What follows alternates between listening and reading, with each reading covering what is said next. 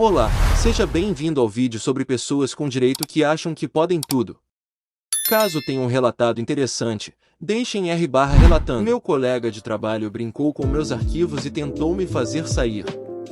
Então, tinha uma menina na nossa empresa, a Marcy, que trabalhava em período integral, mas metade do tempo como escritora e metade como assistente de publicidade para o Roger.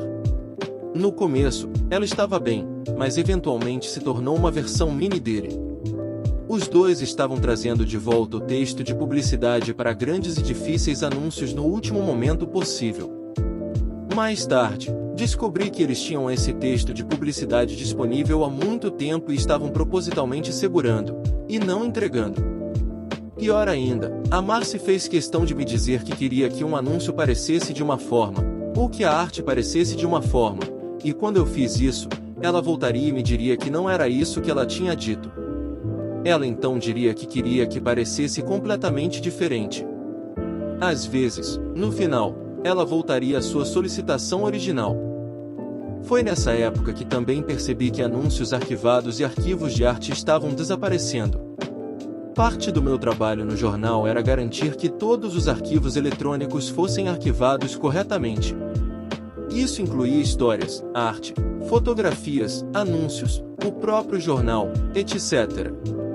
Para fazer isso corretamente, o jornal era dividido em volumes, com base no ano da primeira publicação, e com 26 edições por ano. E tudo em cada volume individual tinha sua própria pasta, que então era dividida em pastas separadas para anúncios, fotos, cópia editorial, etc. Mantínhamos tudo por um ano completo no servidor principal e tudo mais antigo colocaria no servidor de arquivos. Isso era para que, quando precisássemos de algo dos arquivos, estivesse ao alcance fácil. Todos tinham acesso aos arquivos, mas era meu trabalho mantê-los organizados. Como tínhamos vários anúncios que se repetiam anualmente, como anúncios de frutos do mar durante a Quaresma e anúncios de Natal, era importante que todos os anúncios e imagens estivessem onde eu pudesse encontrá-los. As imagens nos anúncios seriam ligadas ao local onde a imagem estava localizada no sistema, e se fosse renomeada ou religada, o que não era para acontecer, a menos que eu fizesse, a imagem ou daria um erro ou imprimiria com uma resolução extremamente baixa.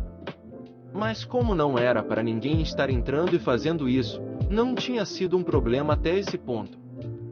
De repente, alguns anúncios do passado que eu tinha arquivado estavam com vários links de imagem perdidos.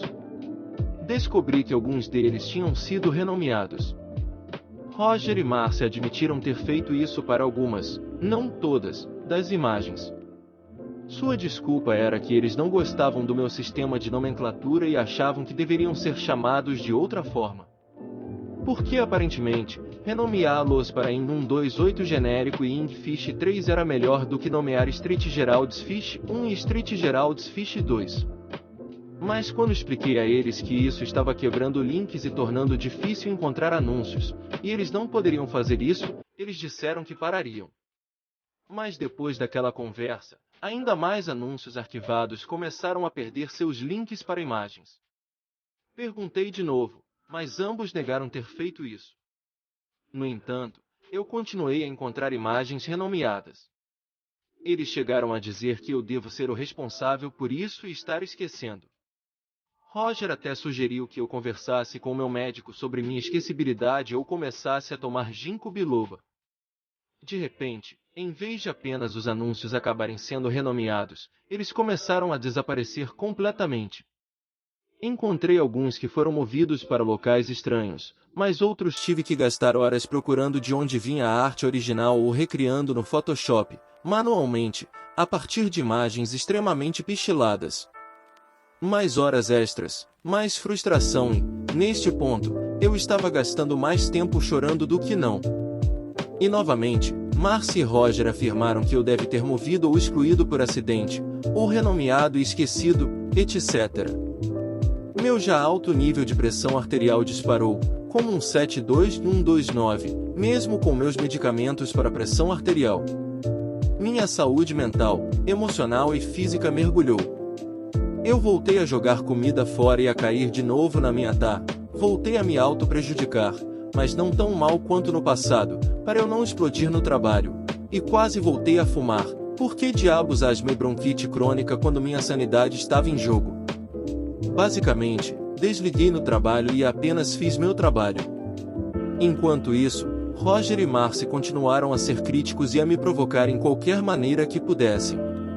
Meu momento de virada veio quando Roger retornou e ocorreu a seguinte conversa. Não me lembro das palavras exatas e frases, mas esse é o resumo dela. Roger, você deve ter se surpreendido em querer trabalhar aqui, Song. Afinal, você não é católica. Me disseram que não era necessário ser, e era um bom emprego com um salário decente. Roger, mas por que alguém que não é católico gostaria de trabalhar com católicos? Eles não deveriam odiá-los? Minha mãe e meu filho são ambos católicos. Conheço muitos católicos legais. Roger, mas deve ser difícil para você. Lindsay, uma escritora que estava lá e escutando tudo isso. Roger, para um pouco. Não é como se ela fosse ateia ou algo assim. Virando-se para mim, você é cristã não denominacional, certo? É o que está escrito em minha inscrição para o emprego. Roger, mas as pessoas não denominacionais são basicamente paganas, porque não pertencem a nenhum grupo de igrejas. Então, deve ser difícil para uma pessoa pagã como você trabalhar com uma multidão de católicos. Eu apenas o olhei com absoluta surpresa com isso, porque foi então que eu percebi. Ele estava tentando me fazer sair. 2 anos de provocar deliberadamente, me tratando como merda, interferindo no meu trabalho, embora eu não pudesse provar na época, e interferindo com o prazo do jornal ainda mais do que antes. Era tudo porque ele queria que eu saísse. Lindsay estava tentando escrever tudo como uma má tentativa de piada. Piada foi nele, no entanto. Porque eu sou pagã. Eu não disse isso em minha candidatura porque eu não sabia se eles me contratariam. Então, enquanto eu estava lá, Tonita, ele finalmente saiu. Lindsay começou a tentar me confortar, acho que ela achou que eu ficaria chateada com isso, mas eu apenas comecei a rir. Porque agora eu sabia como lutar de volta. Parei de me preocupar com os arquivos ausentes e simplesmente os aceitei. Se Roger ou Marcy viessem com pedidos absurdos, eu não me importei em explicar por que não funcionariam, apenas os fiz e deixei eles verem por si mesmos. Se eles afirmassem ter dito outra coisa, eu não argumentei. Apenas me desculpei e refiz. Minhas horas não mudaram, mas os dois pareciam muito infelizes com a minha falta de reação. Roger começou a tirar sua frustração em Marcy e a tratá-la mal também, e eventualmente ela saiu porque nesse ponto, mesmo ela não conseguia lidar com ele mais. Não, uma pessoa branca não irá servir-lhe a sua comida chinesa. Contexto: sou o segundo gerente do departamento de deli em uma grande loja de alimentos. A disposição do meu departamento é assim: da entrada você tem cerca de 20 pés de bar de sanduíches, então há um pequeno balcão para um caixa de verificação, acaba sendo importante, então você tem o nosso stand de sushi, o nosso caso quente chinês, o caso quente de comida frita, a entrada do departamento e então cerca de 40 pés de saladas frescas e contadores cortados de carne. O departamento inteiro tem cerca de 300 pés ao longo da parede oeste. A coisa importante a saber é, a comida chinesa e o sushi não são nosso departamento. Eles nem trabalham para a mesma empresa que eu. Trabalhamos no mesmo espaço, mas são franqueados. Assim, em nenhum momento servimos sua comida ou eles servem a nossa. E, infelizmente relevante para minha história, os franqueados são uma família de imigrantes birmaneses. Finalmente há muita reescrita, mas isso representa com precisão o depoimento que dei na corte. Parte 1. A senhora. Isso acontece durante a grande escassez de papel higiênico em 2020. A maioria de nossos clientes era ótima, mas todos estavam com altos níveis de estresse na época. Depois que o chefe sai, estou no comando, então tento me esconder na parte de trás e cozinhar, só vindo à frente quando a área da frente precisa de mãos extras. De qualquer maneira, neste dia estou cozinhando ou fritando algo, e ouço comoção na frente. Eu odeio atendimento ao cliente, mas sou realmente muito bom nisso, então vou ver o que está acontecendo. Lá está uma velha senhora zangada perdendo a paciência no quiosque de comida chinesa. Vou lá para descobrir qual é o problema. Rapaz, olá senhora, como posso ajudá-la? Senhora idosa, quero um combo de 2 itens. Metade arroz, metade chow mein carne picante e frango laranja. Sim, eu lembro do pedido exato dela. Punk, apontando para Steve, o chefe do departamento chinês, tudo bem então. Meu parceiro em crime será capaz de ajudá-la com isso. Senhora, não ele. Você. Me traga minha comida. Punk, sinto muito mamãe, nós somos 2 departamentos diferentes, mas Steve ficará mais do que feliz em... Sou interrompido.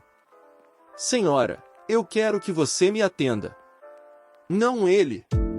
Me traga minha comida. Punk, não sou permitido atravessar departamentos, mas Steve será capaz de...